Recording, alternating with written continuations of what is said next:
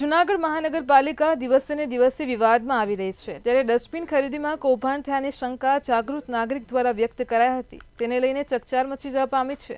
શું છે સમગ્ર આ મામલો, જાણીએ અમારા વિશેષ અહેવાલમાં। જૂનાગઢ મહાનગરપાલિકાનું ડસ્ટબિન ખરીદીનું કૌભાંડ।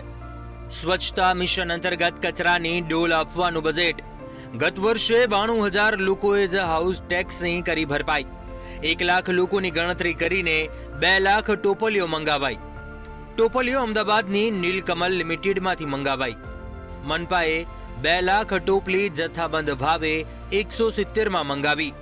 જૂનાગઢ શહેરમાં 145ના ભાવે છૂટકમાં ટોપલીઓનું વેચાણ। જૂનાગઢ મહાનગરપાલિકાના અધિકારીઓના ભ્રષ્ટાચારની વાતો દિવસે ને દિવસે સામે આવી રહી છે।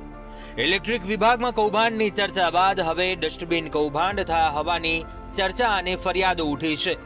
મહાનગરપાલિકા દ્વારા સ્વચ્છતા મિશન અંતર્ગત 10-10 લીટરની 2 કચરા ટોપલી આપવામાં આવે છે, જે કચરા ટોપલી બજારમાં 145ની મળતી ડસ્ટબિન મહાનગરપાલિકા દ્વારા 170 રૂપિયાના ભાવે ખરીદી કરવામાં આવી છે, જેને લઈને પ્રજાના પૈસાનો વેડફાટ કરતા હોવાનો આક્ષેપ કરાયા છે। કચરા ટોપલીઓ થવી જોઈએ તો સરકાર જૂનાગઢ મહાનગરપાલિકા દ્વારા 2 લાખ કચરા ટોપલીઓ મંગાવવામાં આવી છે। એક તો શંકા તે આધાર થાય છે, બજારમાં જે ટોપલી રિટેલની અંદર 140 ને 145 ની અંદર મળે છે, તો મહાનગરપાલિકાના ઠરાવ દ્વારા કઈ રીતે તે 175 ને 170 રૂપિયાની ખરીદી કરવામાં આવે છે, તે પણ એક શંકાનો વિચાર છે। મહાનગરપાલિકામાં ડસ્ટબિન કૌભાંડને લઈને વિપક્ષ પણ મેદાને આવ્યું છે।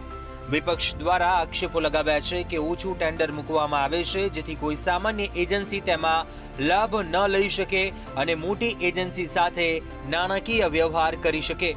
મોટી એજન્સી આરે નાણાકીય વ્યવહાર કરી અને એક જ એજન્સી આવે, હરીફાઈ ન થાય અને ઊંચા ભાવે ટેન્ડર મળે, આ એક પ્રકારનો અધમ પ્રકારનો ભ્રષ્ટાચાર છે। નીલકમલ એજન્સી મોટી એજન્સી છે, એને જૂનાગઢમાં ડસ્ટબિન નાખવાનો ટાઈમે નથી, પણ એને એવી માતબર રકમથી મહાનગરપાલિકામાં ડસ્ટબિન ખરીદીમાં કૌભાંડ થયાની વાતને પ્રોજેક્ટ ઓફિસર હાજા ચુડાસમાએ નકારી છે।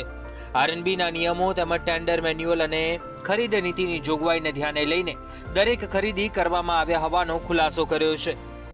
જેમાં નીલકમલ કંપનીના ભાવ સૌથી નીચા જણાતા, તેમની પાસે નિયમ અનુસાર પ્રોસેસ કરી સ્ટેન્ડિંગ કમિટીની મંજૂરી લઈ અને નિયમ અનુસાર એજન્સીને ઓર્ડર આપવામાં આવેલ અને ડસ્ટબિન ખરીદ કરવામાં આવેલ છે।